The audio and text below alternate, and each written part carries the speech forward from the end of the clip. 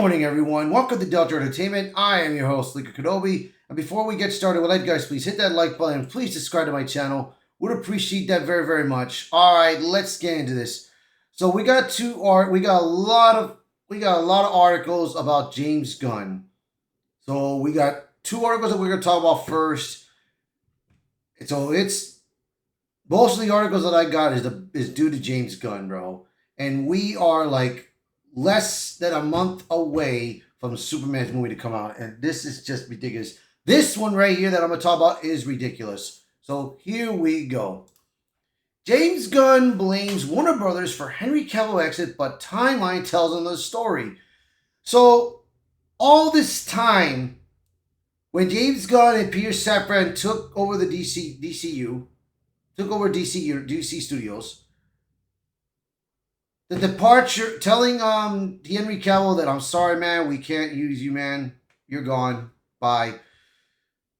All the mockery all the things that James Gunn has done to Henry Cavill, all the YouTubers that have ranted against James Gunn for why let Henry Cavill go, all this.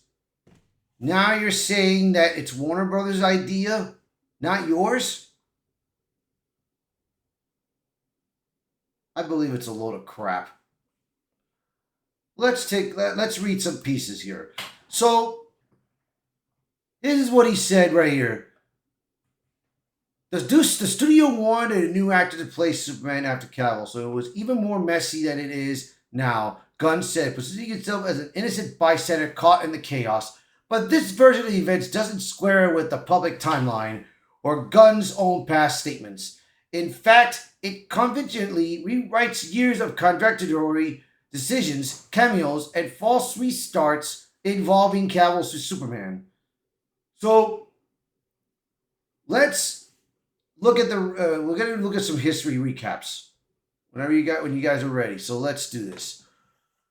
2018 to 2019, Cavill's Superman fate viewed first waivers during the production of Shazam. The studio wants a cameo, but Cavill reportedly demands it count against his contractual appearances. Warner Brothers refuses. Cavill walks, and they use a body double instead. In 2020, with no Superman film in development, Warner Brothers shifts gears and commissions a Tal Nelsie Coates script for a new Black Superman story, again with no mention of Cavill. Yeah. August 2021. Gunn's Suicide Squad hits theaters. Despite Gunn's new claim, there's no evidence Warner Brothers had made a final call on Superman yet. Cavill's status remains in limbo. In October, Dwayne Johnson bulldozes Cavill back into the DCU with a mid-credits Black Adam cameo. Cavill posts on social media, "I'm back as Superman." Johnson publicly confirms the studio caved after he pushed the issue. And that was in 2022 in October when Black Adam was coming out. And in December of 2022, Gunn and Peter Safran officially take over the DC Studios. Gunn publicly addresses Cavill's status, saying, "We didn't fire Henry. Henry was never actually hired. He was just told by the studio to announce his return." This was Gunn's first public attempt to separate himself from the studio's prior chaos, but now, 2 years later, he's flipped the script, saying Warner Brothers always planned to recast.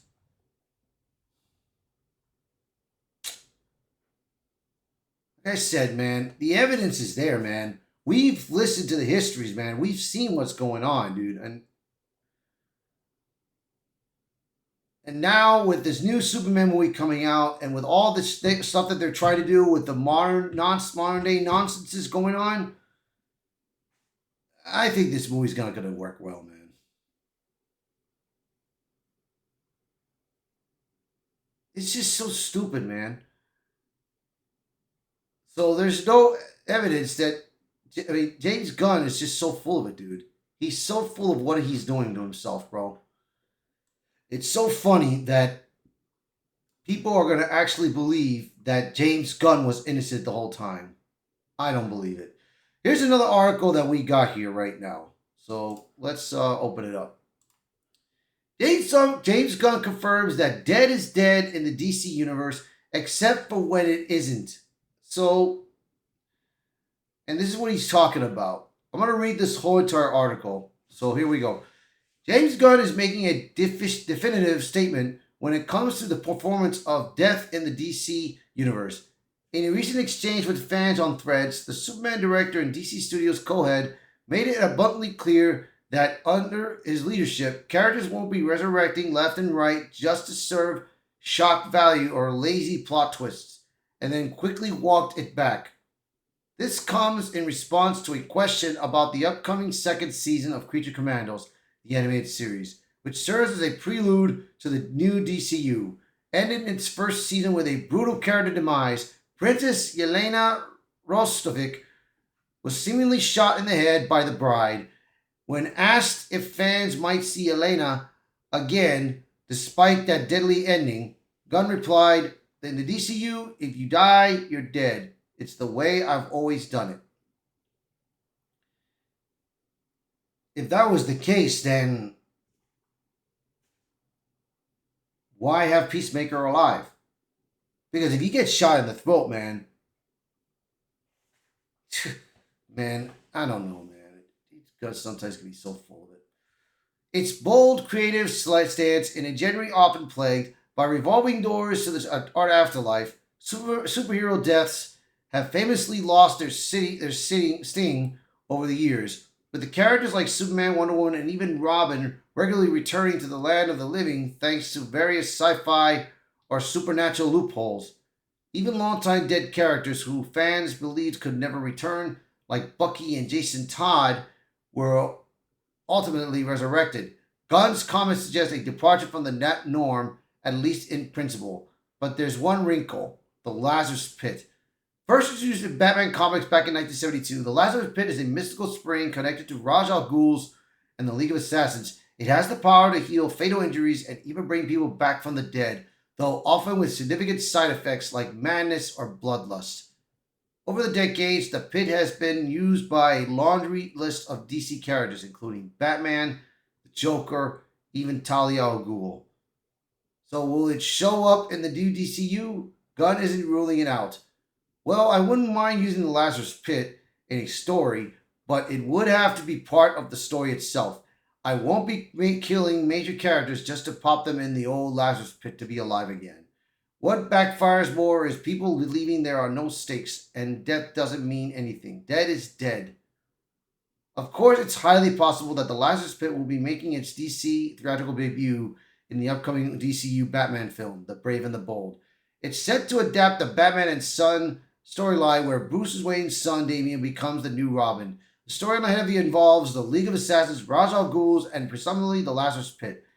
For a universe that's just beginning to take shape under his stewardship, what kind of restraint might be exact what the DCU needs to gain credibility after years of chaotic storytelling, but it's also amusing to get a definitive statement like "dead is dead" alongside a rather significant caveat.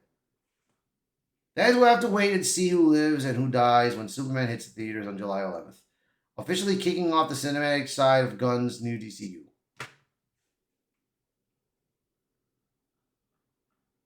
I tell you this, bro. If that's the case, if he believes that, then Peacemaker, when what's that guy? What's Idris Elba's character's name? Bloodshot. When Bloodshot shot